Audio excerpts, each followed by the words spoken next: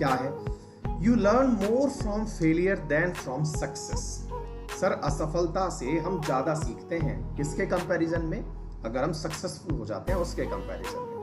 Don't let it stop you, the failure build character.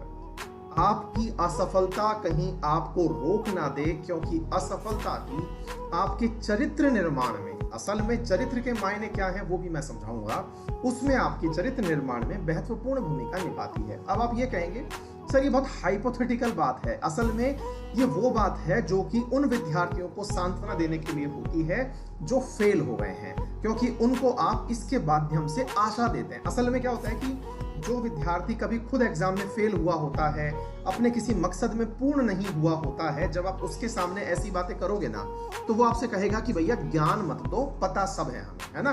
तो ये जो ज्ञान मत दो वाली लाइन है ना, क्योंकि हमको सब आता है, ये सब कहने वाली बात है, लेकिन दुनिया तो सक्सेसफुल को ही पूछती है। हम फेलियर्स का कोई कंट्रीब्यूशन नहीं है। अरे महाराज, ये जो आपने लाइन बोली ना अभी कि दुनिया तो सक्सेसफुल को ही पूछती है, हमारा तो कोई कंट्रीब्यूशन नहीं है, प्रभु ये भी एक एक्सपीरियंस है जो कि आपको ये समझा चुका है कि सक्सेसफुल होना कितना जरूरी है। क्योंकि फेलियर, मैंने कहा, जब कोई ना कोई एक्सपीरियंस देता है तो उन एक्सपीरियंस में जो हम लोगों की एक कहावत है कि उगते को ही सलाम होता है, जो उग रहा है उसी को सलाम होता है। अरे ये भी तो हम जैसे लोगों का, जिन्होंने असफलता फेस की है, उन्हीं का एक्सपीरियंस है। इस एक्सपीरियंस को हल्के में मत जाने दीजिएगा, क्योंकि यही आपके दिमाग में हमेशा काम करने के लिए मोटिवेट रखेगा। कल को आप असफल ना हो जाएं, इस डर के मारे ज्यादा मेहनत करेंगे, क्योंकि आप एक बार असफल हुए थे तब आपने समाज का इग्नोरेंस देख लिया था।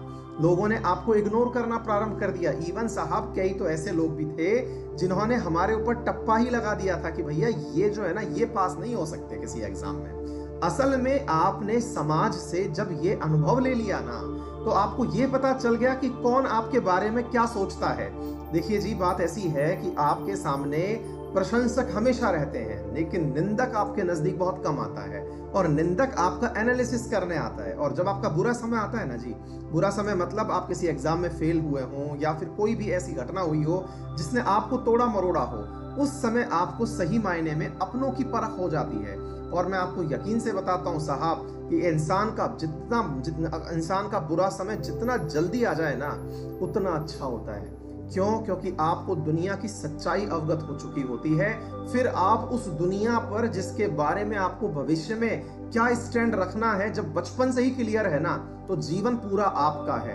आप में से कुछ विद्यार्थी ऐसे होते हैं जिन्हें सब लोग आसपास के बहुत अच्छे प्रतीत होते हैं। मामा जी बड़े अच्छे, फूफा जी बड़े अच्छे, चाचा जी बड़े अच्छे, शर्मा जी बड़े अच्छे, वर्मा जी बड़े अच्छे, सब बड़े अच्छे। वो जो बड़े अच्छे वाली कैटेगरी है ना, क्योंकि आपने हमेशा हरा ही हरा देखा है साहब, आपने हमेशा सकारात्मक चीजें ही देखी हैं आपके आसपास, क्योंकि आपका घर तुलनात्मक रूप से काफी फ्लरिश था, काफी पैसे वाले थे आप। लेकिन जब आपके साथ कुछ दुर्घटना हुई, दुर्घटना ऐसी जिसने आपके आत्मसम्मान पर ठेस पहुंचाई, उसके बाद दुनिया का जो नजारा बदलता देखा ना, उसे याद रखिएगा, ताकि भविष्य में आप इन शर्मा जी, वर्मा जी, इन सब के ऊपर इन्वेस्ट नहीं करेंगे। मतलब समझ के चलिए, बुरा समय जल्दी आ जाए अच्छा है, क्योंकि अच्छा समय एंजॉय करने के लिए आपको उन लोगों से बचने का मौका मिलता है जो कि आपके सामने गुड़ के ऊपर मक्खी बैठने की तरह से आते हैं। चलिए सर, बहुत